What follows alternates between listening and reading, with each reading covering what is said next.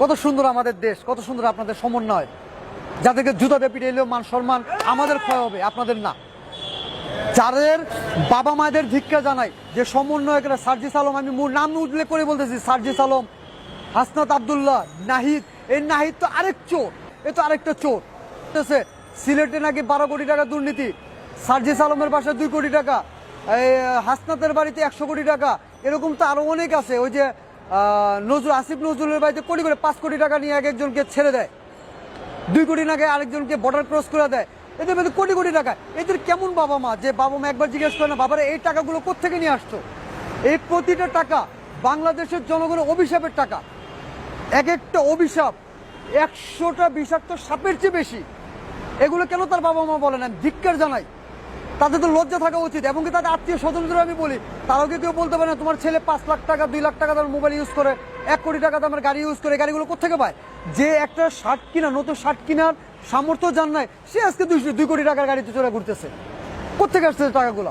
এগুলো তাদের বাবা মা তাদের কোনো প্রশ্ন করে না। আমি ধিক্কার জানাই, লজ্জা লাগে আমার এদের কথা বলতে। তবে এই যে আগুন দিছে কিছুদিন আগে, এটা কালা দিছে। আপনি কি মনে করেন এই আগুনটা লাগছে? ইম্পসিবল। এই আগুনটার সাথে এখানের উপদেষ্টা সমন্বয়করা জড়িত আছে। বর্তমান এই সরকার যাওয়ার পর থেকে আমরা কঠিন অবস্থায় আছি, কঠিন অবস্থায়। মানে কি এই হাসিনা যাওয়ার পর থেকে, মানে এর কারণ হয়েছে কি, এই যে রাস্তা মনে করেন, ধরেন একটা সাপোজ 20টা রাস্তা আছে, 20টা রাস্তার মধ্যে যদি 8টা বন্ধ করে থাকে, তা আমরা চলাফেরা করুন কোন জায়গায়? বৈষম্য বিরোধী যে আন্দোলন হলো, ছাত্র আন্দোলন, আদৌ কি বৈষম্য দূর হয়েছে?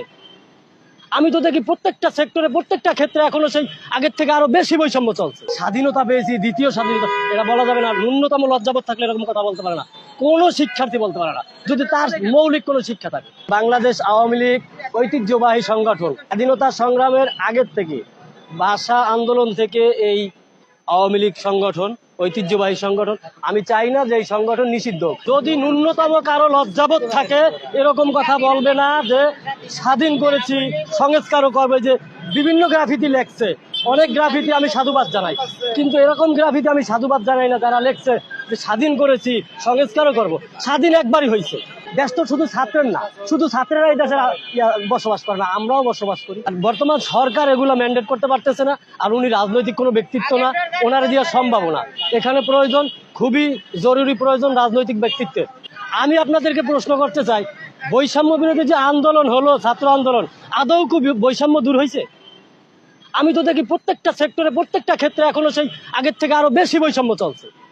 আওয়ামী লীগ সরকারের আমলে আমরা যে শান্তিটা পাইছি, কোন সরকারের আমলে পাই নাই।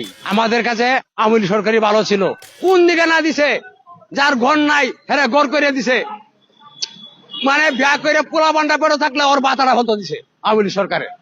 বহুত কষ্টের মধ্যে আছি বাবা, বহুত কষ্টের মধ্যে আছি। কি বলবো তোমরা লোকে? আগে যে কামাইটা ছিল, বর্তমানে বাবা এই কামাইটা আমাদের নাই। আমার পেটে ভাত নাই, পিন্দরে নাই কাপড়। এখন দিন খাল এক আল্লাহ পাক ছাড়া আর কেউ জানে না, কেউ জানে না কি কষ্টে যে দিন যাচ্ছে আমাদের। আর বাপে বাংলা ভাষা আনছে, আর বাপের মূর্তিতে যদি জুতা মারে, তাহলে এটা জিনিসটা তো অনেক বেদবি হয়ে যায়, অনেক বেদবি করে ফেলছে। শেখ হাসিনা স্বৈরাচার ফিরে আসুক, এটা চান কি? অবশ্যই। 2012 সালের পরের থেকে তো মানুষ এরকম উন্নয়ন দেখে নাই। আপনার আমার এটা কল্পনার বাইরে। 2012 সালের পরে মানুষ যেরকম, আপনি মেট্রো রেল তো জীবনে চোখে দেয়ই নাই বাপের জীবনে। মেট্রো রেল দেখছে জীবনে 2012 সালের পর। 2018-19-এর পর শেখ হাসিনা একটু হইলেও করছে, এটা আমরা মানি। আমরা তো শেখ হাসিনার 2 কোটি মানুষের যাই এয়ারপোর্ট মালা দিয়ে আনু।